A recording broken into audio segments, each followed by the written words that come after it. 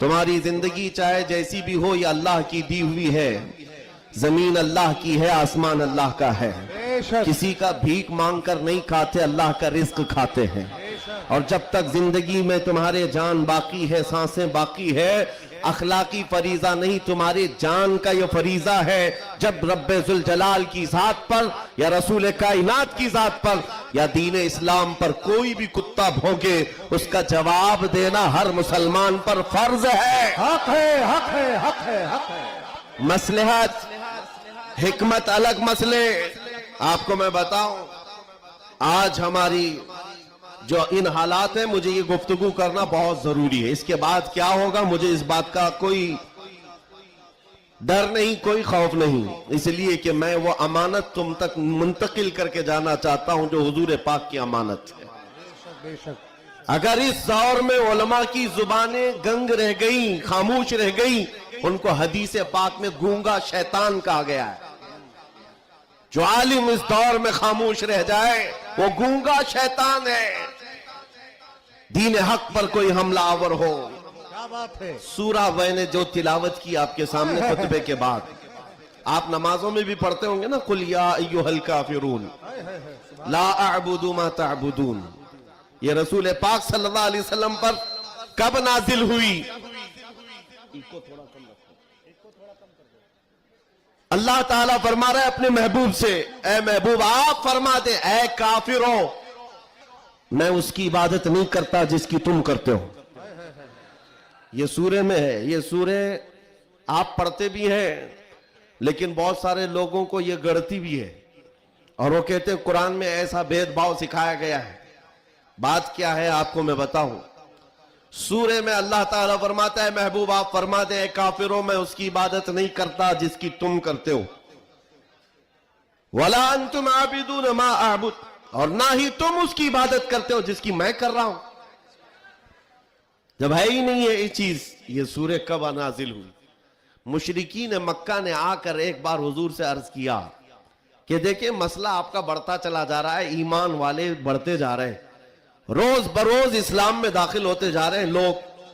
ایک کام کرتے ہیں, آپ جو ہے باطل خدا جن کی ہم پوجا کرتے ہیں, عبادت کرتے ہیں, ان کو برا بھلا مت کہیں. نبی پاک صلی اللہ تعالیٰ علیہ وسلم نے فرمایا میں شرک کو شرک کہتا رہوں گا.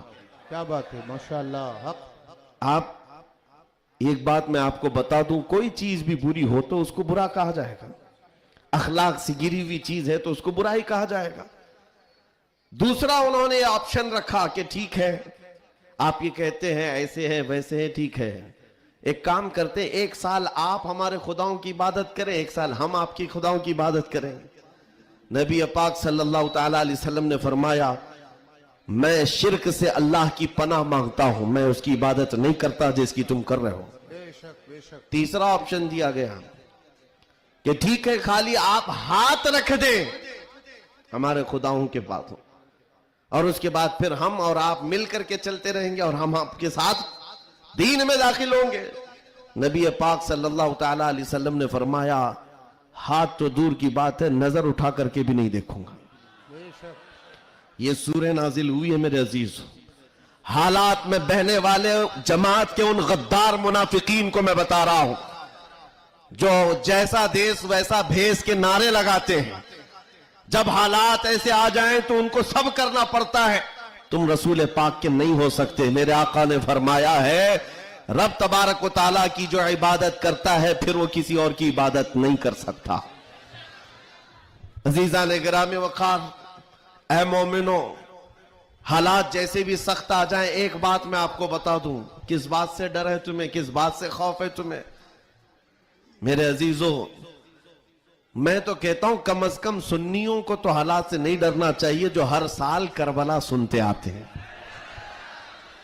یزید کے ناچ کو دیکھا ہے, سنا ہے, اور حسین اعظم کے بچوں کی مظلومیت بھی سنتے آتے ہیں. ایسے حالات تو نہیں آئے کہ تمہارے 6 ماہ کے بچوں کے گلے میں تیر چلایا گیا ہو, پھر ڈر کس بات کا ہے, خوف کس بات کا ہے؟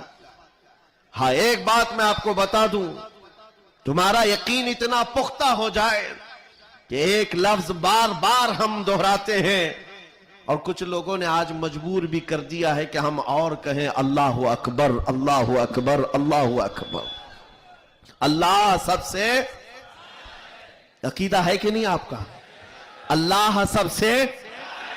یہ عقیدہ کب آیا آپ کے پاس پتا ہے؟ جس دن تم پیدا ہوئے تھے تمہاری ماں کی گود میں آئے, مؤذن آیا, کوئی مولوی آیا اور کان میں سب سے پہلے کیا کہا؟ سب سے پہلے کیا کہا؟ اذان دی جاتی ہے کہ نہیں بچے کے کان میں؟ جو بھی بچہ پیدا ہو اس کے کان میں اذان, اور اذان کا پہلا لفظ کیا ہے؟ ڈر کر کے تو نہیں بول رہے, زور سے بول. ہاں اب یہ آواز وہاں تک بھی پہنچے گی. سب سے پہلا کلمہ تھا اللہ اکبر, اور اس کے بعد جب تم ہوش میں آئے, جہاں سے چلتے تھے وہاں سے یہ آوازیں آتی تھی اللہ اکبر اللہ اکبر. اور اس کے بعد زندگی تمام ہو گئی. اور جانتے ہو صرف ایک ہی قوم ہے یہ دنیا میں ایسی, آپ ہیں, ہم ہیں, ان کو صرف اور صرف پیشانی اور ناک زمین تک جھکانا ہو تو صرف ایک ہی بات کہنا پڑتا ہے اللہ اکبر. اس جملے کے علاوہ کسی امام کو لاؤ مسجد میں کسی امام کو لاؤ اور امام سے کہو اپنے باپ کا نام لے اور جھکا کر دکھا, کوئی قوم ہے نہ رکوع میں جائے گی نہ سجدے میں جائے گی. بادشاہ وقت بھی ہو, اکبر جیسا ڈکٹیٹر دین الہی نام کا ایک نیا دین لایا تھا, اور اس نے اپنے نمازوں الگ شروع کروا دی تھی, اور بادشاہ کے نام سے تکبیر کہی جا رہی تھی, اس کا بھی نام اکبر ہے. میرے عزیزو, وقت کا بڑا بادشاہ اپنے نام سے جب جھکانا چاہا, وقت کا مجدد الفسانی فاروقی سرہندی کھڑے ہو جاتے ہیں اور کہتے ہیں یہ پیشانی صرف اور صرف اللہ کے نام سے جھک سکتی ہے. کوئی بادشاہ اپنے نام سے تمہیں جھکا سکتا ہے؟ ہاں, لیکن ایک کسان کا بچہ حافظ قرآن ہو, امام بن جائے اور اللہ کا نام لے لے, پیچھے کھڑا ہوا ہر امیر غریب سجدے میں چلا جاتا. یہ نہیں دیکھتا کہ کسان کا بچہ جھکا رہا ہے, وہ یہ دیکھتا ہے مجھے رب کے نام سے جھکایا جا رہا ہے. دنیا کی واحد قوم ہو جس کو جھکانا ہو تو صرف اللہ کا نام ہے. اس نام کے علاوہ کبھی تمہاری پیشانی کبھی کسی کے سامنے, اور کسی کے نام سے بھی, ہاں پیدا ہوئے تھے تب تمہارے کان میں پہلا جملہ اللہ اکبر تھا. جوانی میں ہر جگہ مسجدوں سے سنتے آئے, جس دن ہمارا انتقال ہوا جنازہ لا کر رکھا گیا امام کے سامنے, صفیں لگ چکی تھی, امام نے ہاتھ اٹھا کر تکبیر باندھی, کیا کہا پہلا جملہ؟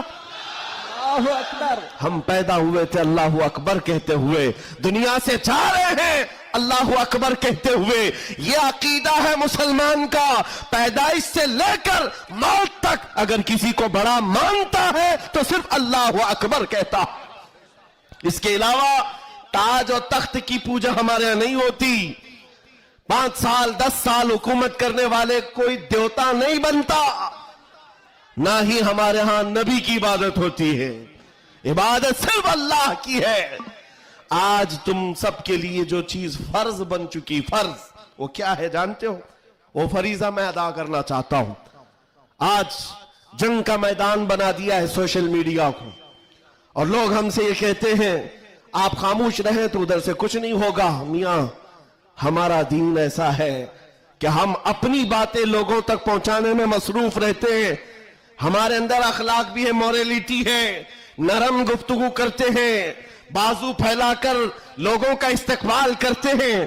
لیکن ہمارے اساتذہ نے ایک بات کہی ہے کہ بیٹا زبان نرم رکھنا, دل ٹھنڈا رکھنا, دماغ ٹھنڈا رکھنا, زبان میٹھی رکھنا, دل نرم رکھنا, یہ اچھے اخلاق کی بات ہے.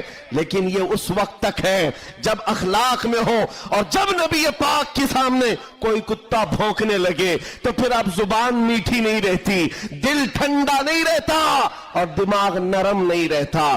اس لیے کہ ہمارے اخلاق یہی ہے. غیرت یہ ہے دنیا والے اپنی بیوی کو چھیڑنے پر, اپنے ماں کو ٹچ کرنے پر برانگیختہ ہو سکتے ہیں, تو ہم کروڑوں ماں سے زیادہ اپنے نبی سے محبت کرتے ہیں. آپ کو پتا ہے جنگ احد میں, احد کی جنگ میں 700 صحابہ کرام تھے, 3000 سے زیادہ مشرکین آئے تھے. یہ جنگ احد پہلے تو ایسا ہوا کہ صحابہ غالب آ گئے, ان کو مار کر بھگا دیا, میدان جنگ سے مشرکین بھاگتے رہے سامان چھوڑ کر. لیکن تھوڑی دیر کے بعد ہوا یہ کہ صحابہ اکرام مال غنیمت جمع کر رہے تھے, مشرکین پیچھے سے آ کر حملہ آور ہوئے. ہمیشہ عادت رہی ہے پیچھے سے حملہ کرنے کی. حملہ آور ہوئے, اور اس وقت صحابہ اکرام جو میدان میں مال غنیمت جمع کر رہے تھے اندازہ نہ کر سکے